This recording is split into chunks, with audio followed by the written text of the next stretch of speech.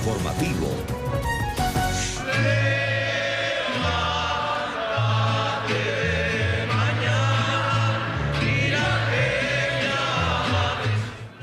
Católicos de México y América Latina celebran hoy el Día de la Virgen de Guadalupe. Ya son 487 años los que han pasado desde que, según la tradición, la llamada Virgen Morena se apareció ante los ojos del indio Juan Diego. Así es, por estos días hasta la Basílica de Guadalupe en Ciudad de México llegan miles de peregrinos. Se calcula que a las celebraciones asistan por lo menos 8 millones de personas. A esta hora el Papa Francisco también ofrece una misa por la llamada Patrona de América.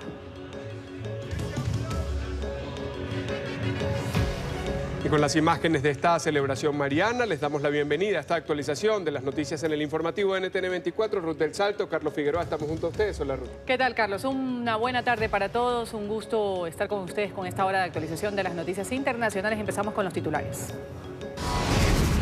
Yo creo que no podemos dejarnos provocar, no podemos dejar que Venezuela empiece a emplear este tipo de maniobras como herramientas de provocación.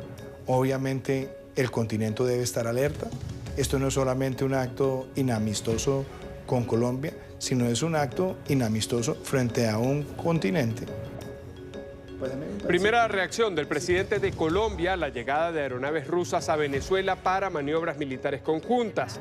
En entrevista exclusiva con la directora de NTN 24 y Noticias RCN de Colombia, Claudia Gurizati, el mandatario dijo que Nicolás Maduro tiene como estrategia crear supuestos planes de invasión con el objetivo de perpetuarse en el poder.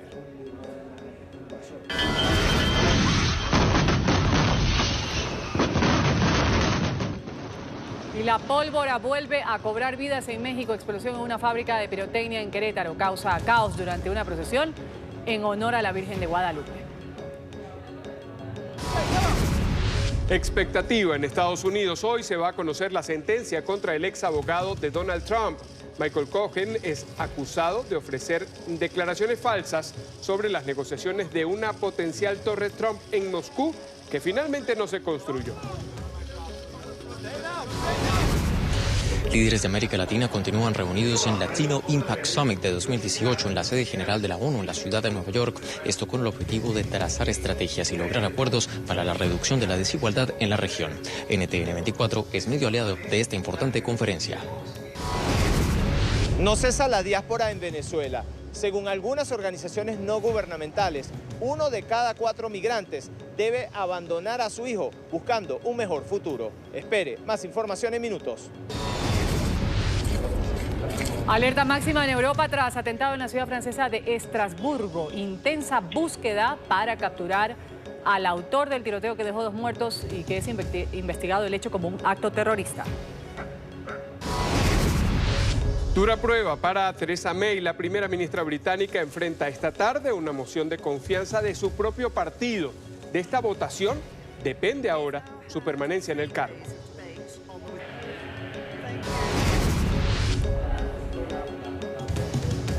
En el deporte, Sky, el patrocinador más poderoso del ciclismo, anunció que va a dejar de financiar su equipo a finales del año entrante.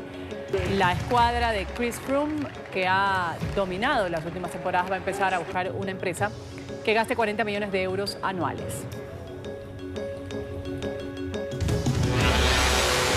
Comienza el informativo con Ruth del Salto y Carlos Figueroa.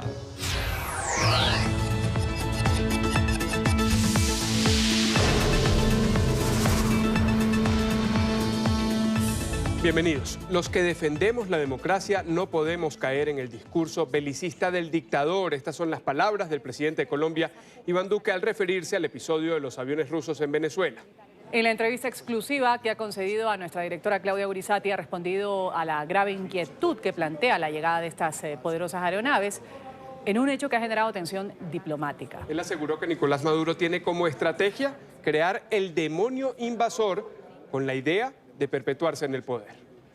Que en las últimas horas se ha presentado una tensión, un incidente diplomático bien complejo entre Estados Unidos y Rusia por cuenta de los aviones, los bombarderos, los Tu-160, que tienen más capacidad para movilizar armamento nuclear, los rusos que aterrizaron el lunes en el aeropuerto de Caracas. ¿A Colombia le preocupa, a su gobierno le preocupa el tema de estos bombarderos rusos en Venezuela? Pues a mí me parece que ese tipo de actos no dejan de suscitar preocupación. No es la primera vez que eso ocurre. En los últimos 10 años o 15 años se han presentado distintos momentos donde hay algún tipo de movimiento de aviones de combate que dicen que son en procesos de cooperación militar. Pero lo cierto es que no son un buen gesto.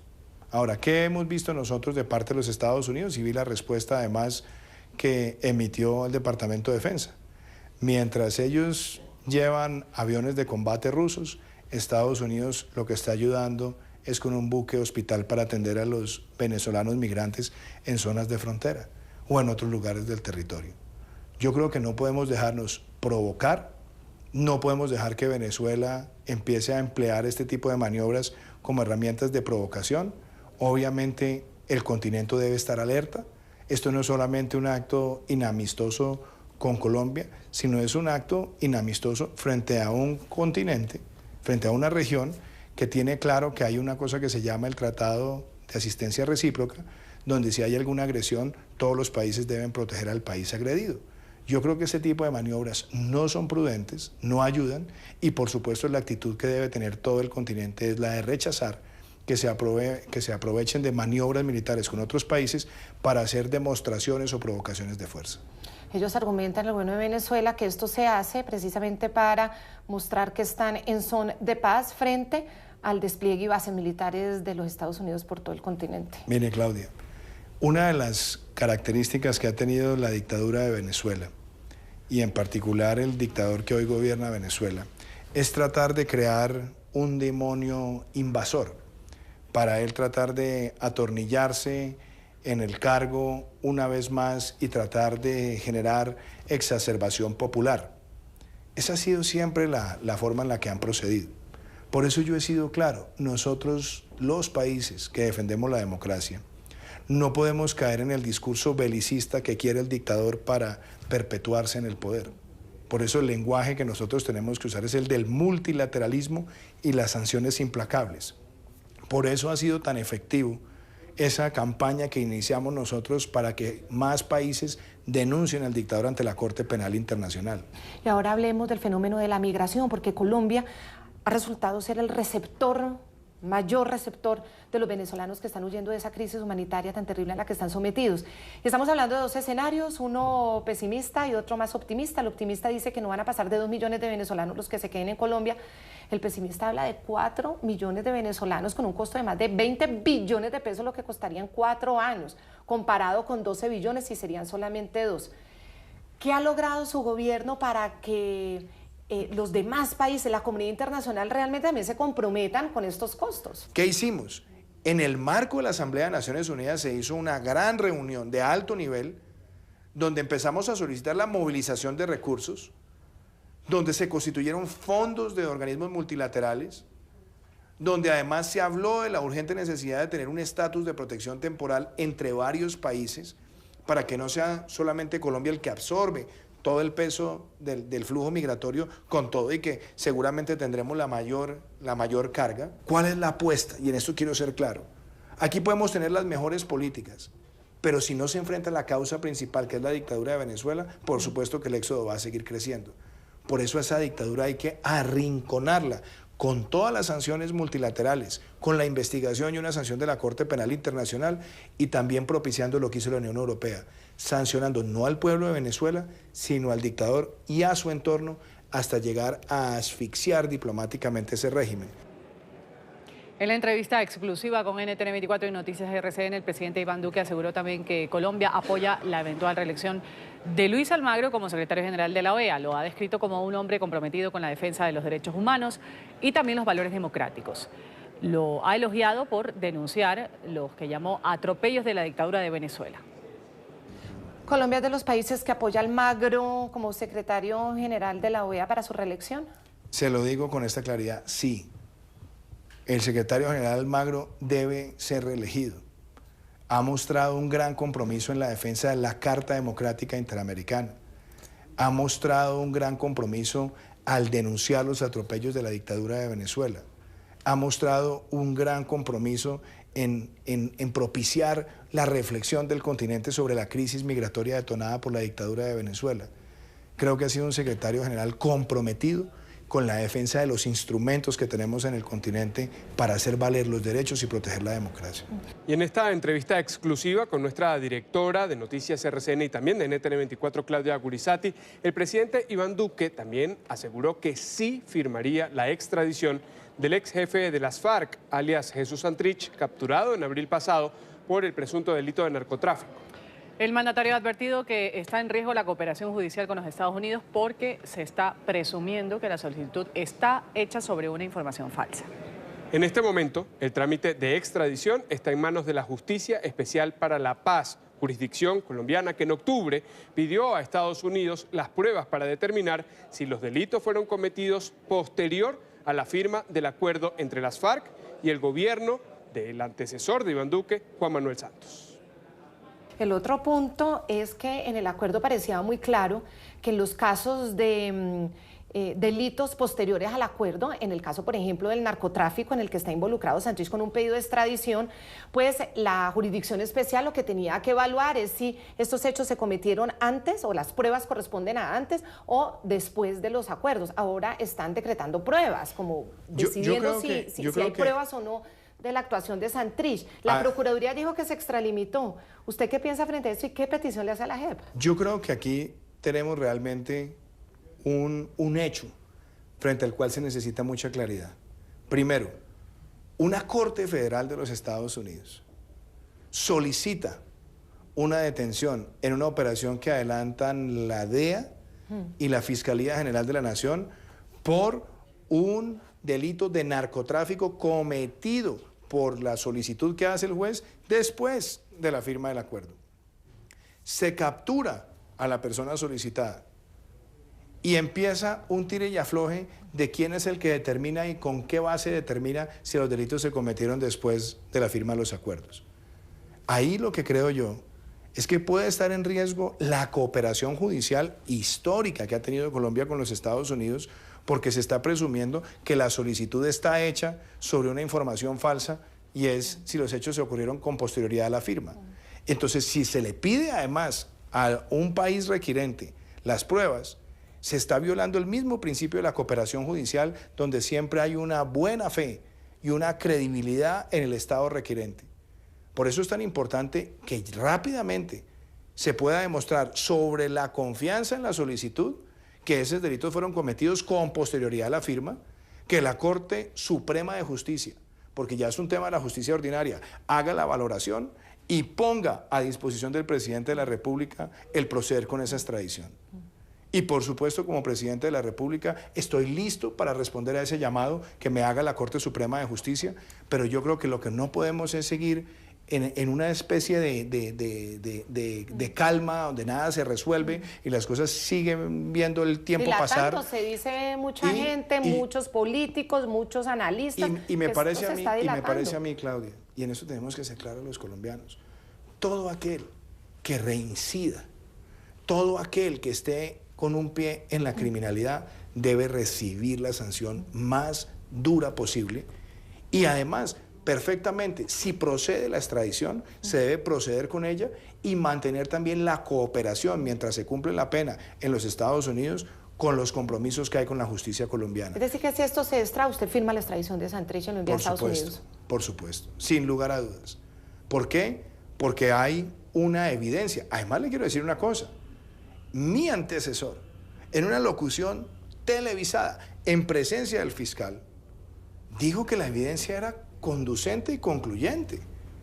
Entonces, con más razón, porque lo que tenemos aquí es que reafirmar el principio de que no va a haber tolerancia con la repetición. Por eso es muy importante, y yo respeto la independencia de lo que tenga que pronunciarse rápidamente la Justicia Especial y la Corte Suprema, pero aquí estamos listos para hacer cumplir la Constitución y la ley. Espere la entrevista completa al presidente de Colombia, Iván Duque, en el programa La Noche de NTN24 a las 6 de la tarde en la costa este de Estados Unidos, 6 de la tarde en Bogotá, Quito y Lima.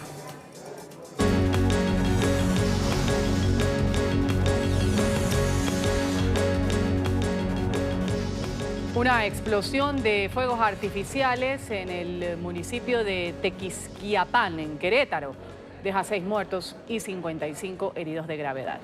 Este hecho ocurrió en la mañana en las inmediaciones de una capilla en la que se comenzaban a alistar las festividades por los 487 años desde que, según la tradición, la Virgen de Guadalupe se apareció ante los ojos del indio Juan Diego. Familias enteras cantaban en honor a la Virgen de Guadalupe en una población en Querétaro. Al margen de la fe, nunca imaginaron iba a suceder lo peor. Una chispa de los cohetes que hacían estallar cayó en una fábrica de pirotecnia cercana a la capilla a la que se dirigían. El caos reinaba en la plazoleta. Así lo relatan los testigos. Al escuchar el estruendo, todos nos echamos a correr, trastabillando al suelo. Bendito Dios, nos salvamos. El párroco del municipio lamentó los hechos. La gente tiene la tradición de rezar el rosario, ¿sí? De venir en procesión y pues sucedió esta tragedia, ¿verdad? Traían explosivos, ¿verdad? Pues esa es la tradición que tienen. La explosión del polvorín deja al menos 6 muertos, entre ellos 2 menores de 11 y 12 años y un hombre de 60 años. Según las autoridades, 4 de las víctimas murieron instantáneamente, otra mientras era trasladado al hospital y el más reciente murió mientras era tratado por los médicos. El estallido dejó además 55 personas heridas, 8 de ellas permanecen en estado de gravedad. Traen la Virgen con los cohetes para bendecirlos aquí en la capilla. Como descansando ahí fuera de la puerta de la capilla, los cohetes, echando un cohete allá abajo, cayó una chispa ahí en el centro. En el lugar del incidente permanecen miembros de la Cruz Roja, los bomberos, el Ejército y Protección Civil para adelantar las investigaciones de los hechos. El alcalde del municipio aseguró que se reforzarán los controles sobre la pirotecnia para evitar más tragedias. No podemos permitir que simplemente por libre albedrío algunos organizaciones religiosas excedan de la cantidad de cuetones. Ahorita tenemos la información que hay una comunidad que tiene concentrada más de 2 toneladas de cuetones. Esto sí es grave. Entonces estamos coordinando ya también esfuerzos con el Ejército Mexicano. La zona permanece acordonada, pese a que ya no hay riesgo de detonación. Último minuto. NTN 24. El ex abogado de Donald Trump ha sido sentenciado a 3 años de cárcel. Michael Cohen fue acusado de haber efectuado pago a 2 mujeres que dijeron haber tenido relaciones sexuales con el mandatario. Se ha declarado culpable en agosto de los cargos que se le imputaban en lo relacionado con el desembolso de grandes sumas de dinero para silenciar a la actriz de cine para adultos Stormy Daniels y a la modelo de Playboy Karen McDougal.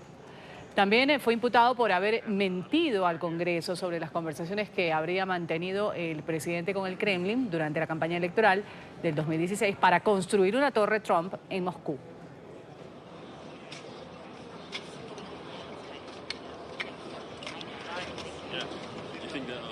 Y en Nueva York continúa el juicio contra Joaquín El Chapo Guzmán en su 16ª jornada.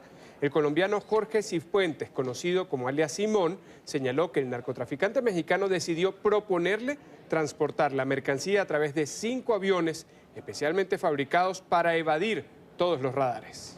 Vamos a saludar a esta hora a Laura Sepúlveda, periodista de nuestra cadena aliada La Voz de América. Laura, adelante.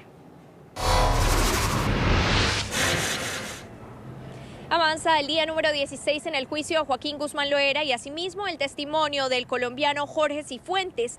Él es el 6º testigo cooperante que integra este proceso y viene entregando detalles de cómo hacia el año 2003 sostuvo su primer encuentro con Joaquín Guzmán Loera en una zona montañosa que ya anteriormente nos habría descrito alias Chupeta, y dice que ese viaje fue tan tormentoso que él decidió hacerle un regalo de un helicóptero de $1 millón a Joaquín Guzmán Loera, precisamente para quedar bien, para agradarlo y también para conocer quién había sido el responsable de la muerte de su socio, alias Roba Chivas.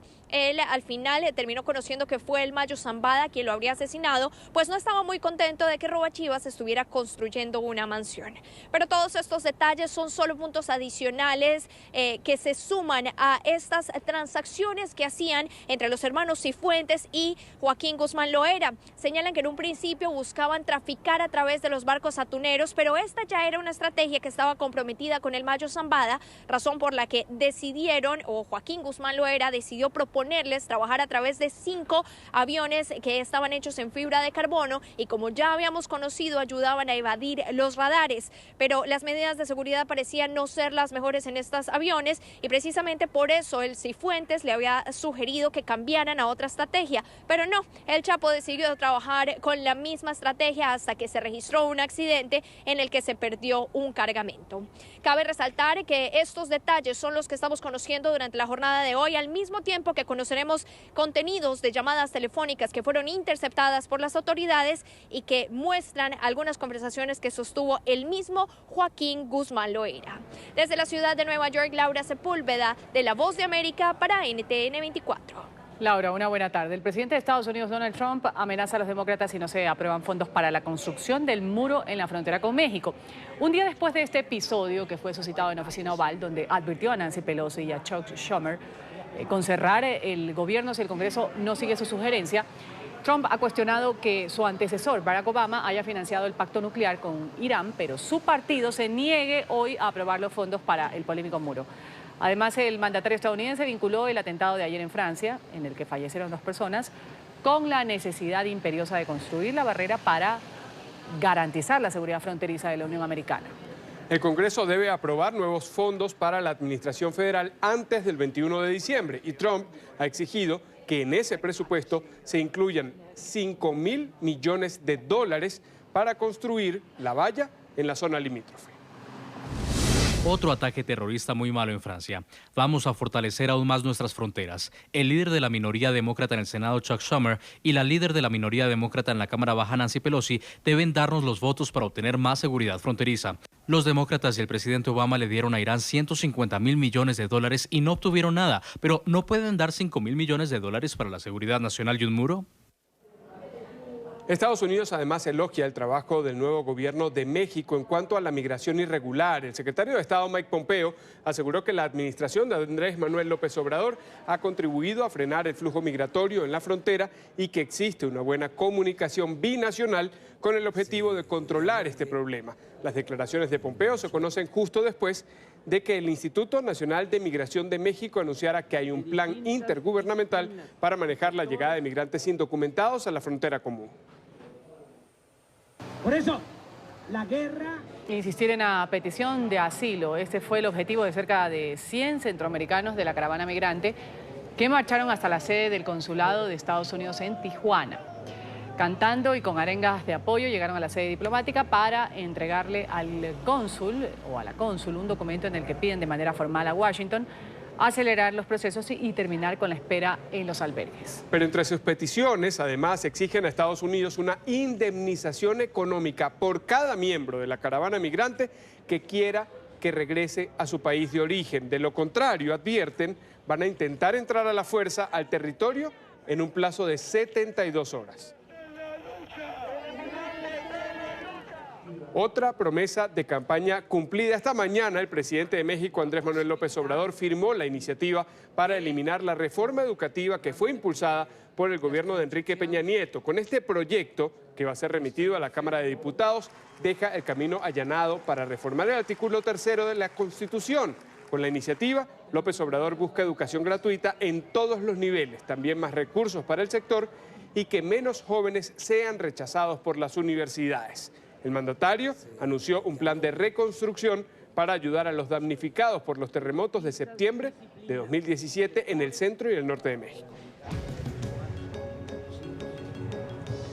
Vamos aquí a hacer una pausa y enseguida violencia y desmanes en Bolivia por la decisión del Tribunal Supremo Electoral de avalar una 4ª candidatura a Evo Morales para la presidencia.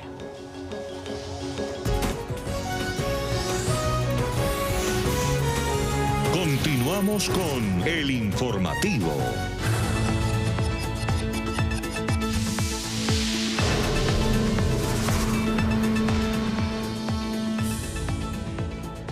Cerca de 4 millones de venezolanos han salido del país desde la llegada del chavismo. La nostalgia invade cada Navidad y fin de año. Así es, justamente muchos deben brindar a la distancia con sus seres queridos. La diáspora sigue en aumento. En Caracas, Oliver Fernández tiene el reporte. Oliver. Hola, buenas tardes. Dejados atrás, así se llama el informe publicado por Secodap. 1 de cada 4 migrantes deja a su hijo en Venezuela. Los menores, en su mayoría, quedan bajo la custodia de sus abuelos y las posibilidades de reencontrarse nuevamente en familia son muy bajas. Veamos. Con ciertas dificultades, porque estos abuelos efectivamente, por razones de edad, de recursos, de tiempo, pueden no estar debidamente preparados para poder afrontar estas condiciones. El 74% de los casos dice que ha pensado en planes de reunificación familiar. Sin embargo, tenemos más de, cercano a un 25% que nos dice, mira, no veo planes de reunificación o no lo sé. Es decir, 1 de cada 4 padres que ha dejado un niño atrás probablemente no tienen sus planes en el mediano plazo o largo plazo un reencuentro. Esto nos preocupa muchísimo porque los niños y adolescentes necesitan crecer en el seno de una familia. Sin embargo, conocimos la historia de Alexandra Castillo. Luego de 1 año y 3 meses de haber dejado a sus hijos, regresó a buscarlos y nos cuenta lo que vivió. Duro. Y justamente de aquí yo salí, viendo a mis hijos a lo lejos cómo se despedían en lágrimas. Para mañana, bueno. Otro de los casos es el de Ana Pereira. Hoy parte hacia Ecuador. Debe dejar a su hija de 11 años con su abuela. Es una situación para ella muy dolorosa. El país no le dejó otra opción. Creo que va a ser horrible, pero bueno, hay que hacerlo. Por el bien de ella. ¿Su hija qué estudia? Es sexto grado. Lo ha entendido, pues. Ella dice que esto pasará muy rápido y pronto nos encontramos todos. El daño psicológico es grave para los infantes. Sin embargo, los padres prefieren arriesgarse y poder mandar dinero para mantenerlos.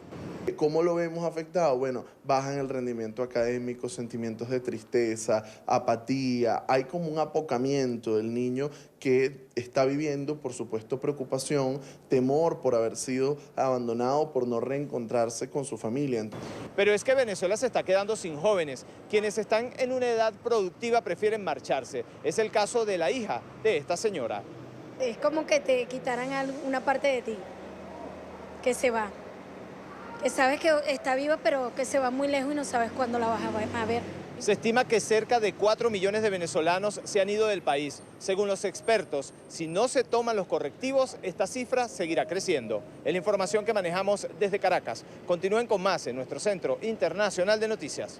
Muchísimas gracias, Oliver. Seguimos. Violencia y desmanes en Santa Cruz, Bolivia. La decisión del Tribunal Supremo Electoral de avalar la 4ª candidatura de Evo Morales a la presidencia pone en su punto más alto la tensión en el país. Cientos de ciudadanos se manifestaron frente a la sede del Tribunal Electoral departamental para exigir respeto a la decisión del pueblo en el referendo del 2016 en el que se dijo no al proyecto reeleccionista. Sin embargo, la manifestación terminó en disturbios cuando encapuchados llegaron al lugar, intentaron ingresar de forma violenta, incendiaron varios elementos y saquearon las dependencias de impuestos nacionales. Un proyecto que busca presionar al régimen de Daniel Ortega. La Cámara de Representantes de Estados Unidos ha aprobado el proyecto de ley conocido como NICA Act, una medida que busca coordinar la aprobación de préstamos al gobierno de Ortega por parte de instituciones financieras internacionales. También quiere imponer sanciones adicionales a funcionarios y facilitadores del régimen. La propuesta de ley original fue presentada por la congresista republicana por Florida, Ileana Ros-Lehtinen. Según la congresista, se avanza para responsabilizar a Ortega y sus colaboradores por los abusos cometidos en medio de las protestas antigubernamentales.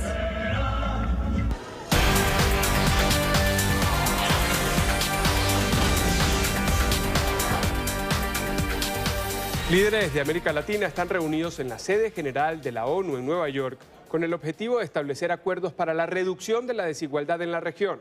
En la segunda jornada de Latino Impact Summit, representantes del sector empresarial han compartido sus apuestas específicas para fortalecer el desarrollo humano. NTN24 es medio aliado de esta conferencia respaldada por Naciones Unidas. Alejandro Rincón, desde el sitio de la noticia con el reporte. Alejandro.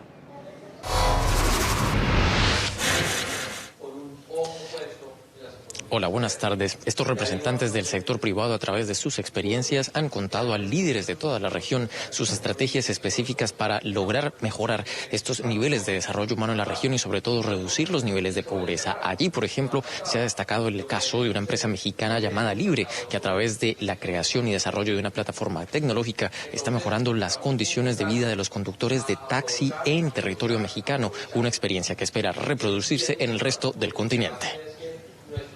Somos una empresa socialmente responsable y que resuelve el problema de ingresos y de problemas públicos de una metrópolis, ¿no? En cuanto a seguridad, en cuanto a empleos, nuevamente son 138,000 taxis, en sus diversos turnos son casi 500,000 personas que trabajan directamente para el espacio y entonces les estás impactando los ingresos en un 30% más o menos a 500,000 personas, ¿no? Pero al mismo tiempo, pues no se pelea para hacer una empresa con una gran valuación, con un gran valor y con una gran capacidad de inversión. Y el mensaje es ese, no está peleado la responsabilidad social con una gran empresa, con un gran valor.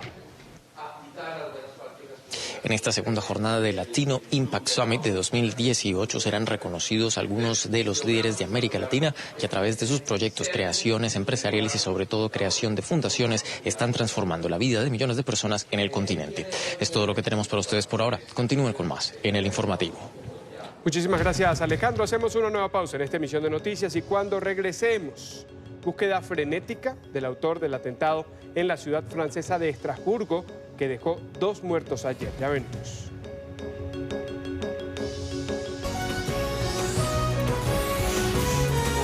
Continuamos con el informativo.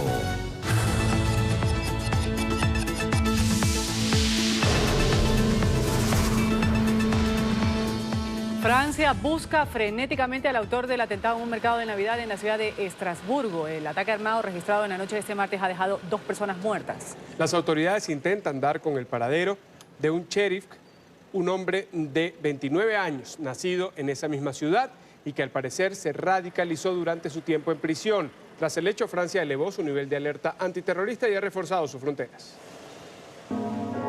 Una Navidad arruinada. Es el sentimiento que recorre este miércoles las calles de Estrasburgo, ciudad víctima del más reciente ataque terrorista. Golpeada en su corazón, en su emblemático mercado navideño, uno de los más famosos de Europa, frente a su imponente catedral donde hoy redoblan las campanas en honor a las víctimas y donde la sangre aún no ha sido removida del suelo. Creo que Estrasburgo es una ciudad simbólica en Europa y el mercado de Navidad es un gran símbolo de esta ciudad y también de nuestra cultura. Y siento que nos arruinaron nuestras fiestas. El autor de la masacre aún no ha sido encontrado. Fue identificado como Sheriff C. Local, nacido en Estrasburgo y a sus tan solo 29 años ya era bien conocido por la policía por actos de delincuencia común. Gritó Allahu Akbar, Dios es grande, antes de cometer su crimen. Se cree que se radicalizó durante su tiempo en prisión. Su registro judicial tiene 27 condenas por hechos de delincuencia común cometidos la gran mayoría en Francia, pero también en Alemania y en Suiza. Ya fue encarcelado en varias ocasiones y era conocido por los servicios penitenciarios por su radicalización. Sheriff C., el presunto yihadista de 29 años, causó la muerte de 2 personas y dejó a otra con muerte cerebral, además de 2 heridos, de los cuales varios luchan por sus vidas. Atacó con cuchillo y con arma automática. Posteriormente se enzarzó en un tiroteo con 4 militares del dispositivo antiterrorista y resultó herido en el brazo. Es ahora el hombre más buscado del país y los operativos continúan. Las autoridades judiciales francesas interrogan hoy a los padres y a los 2 hermanos del criminal. La primera ministra británica Theresa May se enfrenta esta tarde a una moción de confianza a su liderazgo dentro de su propio movimiento político. Si no obtiene esta tarde el respaldo del Partido Conservador, se vería forzada a dejar el gobierno. Theresa May suspendió temporalmente sus planes para reabrir el diálogo del Brexit con sus socios europeos para recabar apoyos en esta crucial votación que se va a dar hoy, en la que depende su futuro político de lo que se diga en el foro. Dicen que lo que por agua viene, por agua se va. Theresa May se convirtió en primera ministra en julio de 2016 con la renuncia de David Cameron luego de la victoria del Brexit en las urnas. Ahora es ella a la que alguna vez la prensa se refirió como la otra dama de hierro, la que podría verse forzada a dejar el gobierno. Este miércoles se enfrenta a un crucial voto de confianza contra su liderazgo promovido por el sector eurófobo del Partido Conservador, inconforme por lo pactado con Bruselas para sellar la salida del Reino Unido de la Unión Europea. Aunque es un proceso interno dentro de su propio movimiento político, May sabe que su continuidad en el Ejecutivo pende de un hilo. Competiré por este voto con todo lo que tengo. He sido miembro del Partido Conservador por más de 40 años. Todo ocurre después de que 48 diputados conservadores hayan enviado las cartas necesarias para activar este proceso, que tiene lugar esta tarde en la Sala 14 de la Cámara de los Comunes. Si May gana la votación, no podrá realizarse por un año otro procedimiento similar interno, pero si pierde la formación en el poder, iniciará su propio proceso para elegir a un nuevo líder que implicaría la renuncia a la jefatura de gobierno de quien fuera la ministra del Interior de David Cameron. Un nuevo líder no estaría en el cargo antes de la fecha límite legal del 21 de enero. Por lo que una elección de liderazgo corre el riesgo de entregar el control de las negociaciones del Brexit a los parlamentarios de la oposición en el Parlamento. El nuevo líder no tendría tiempo para renegociar un acuerdo de retiro. La coyuntura ha forzado a May a suspender su visita a Irlanda, donde iba a continuar su gira europea para intentar mejorar el acuerdo del Brexit. La Guardia Civil ha llevado a cabo una de las mayores operaciones contra el tráfico de armas en España. En el operativo se han decomisado 322 armas de fuego y más de 50.000 cartuchos. NTN 24 está allí en el lugar de noticia con Marcelo Moncayo. Marcelo, buenas tardes, adelante.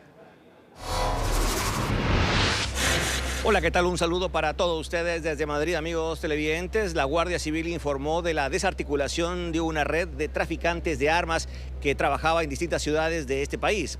La Guardia Civil incautó más de 300 armas entre fusiles de asalto y armas cortas. La importancia de esta operación radica no solo en el elevadísimo número de armas de fuego intervenidas, sino en que 275 de ellas eran armas cortas, pistolas y revólveres, que, como saben, dado su reducido tamaño y facilidad de ocultación, son las que más demandan los delincuentes. Igualmente, es reseñable que se hayan intervenido también 12 armas de guerra, fusiles de asalto AK-47, subfusiles SUCI, alguno de ellos incluso dotado de silenciador, y pistolas ametralladoras, armas estas especialmente peligrosas y potentes por su capacidad para hacer fuego automático y, en consecuencia, para disparar a ráfagas. Por último, queríamos destacar que con esta actuación se ha evitado que ese elevado número de armas incautadas pudieran haber sido vendidas a delincuentes, con las consecuencias que esto puede traer tan graves para la seguridad ciudadana, incluso que a posteriores estos delincuentes las pudieran haber desviado alguna de ellas a células terroristas yihadistas. Televidentes de NTN 24, y en estos momentos la Guardia Civil se encuentra investigando el origen de estas armas. Este es el informe, Marcelo Moncayo, NTN 24, Madrid. Hacemos nosotros la última pausa en este informativo y al volver... El régimen de Venezuela ha citado al encargado de negocios de Estados Unidos y le ha dado un ultimátum. Nicolás Maduro dijo hoy que instruyó al Ministerio de Exteriores para que cite a James Story, encargado de negociaciones o de negocios estadounidenses en Caracas, y le exprese las molestias del Ejecutivo por la presunta intromisión en los asuntos internos de Venezuela. Minutos antes, Maduro había señalado que el asesor de Seguridad Nacional de la Casa Blanca, John Bolton, dirige un supuesto plan que busca asesinarlo y poner fin a la llamada Revolución Bolivariana. Las declaraciones se producen en medio de la tensión internacional por la llegada de 2 bombarderos rusos a Venezuela. Hoy vengo otra vez a denunciar el complot que desde la Casa Blanca se prepara para violentar la democracia venezolana, para asesinarme y para imponer un gobierno dictatorial en Venezuela. Ha sido asignado el señor John Bolton nuevamente como jefe del plan del complot para llenar de violencia a Venezuela y para buscar una intervención militar extranjera, un golpe de Estado, asesinar al presidente Maduro e imponer lo que llaman ellos un consejo de gobierno transitorio. Vamos a agradecerles así su sintonía con el informativo de NTN 24. Más adelante volvemos con una nueva actualización de noticias. Los invitamos a que sigan informados en Twitter, nuestra cuenta @NTN24 y en la web ntn24.com. Feliz tarde.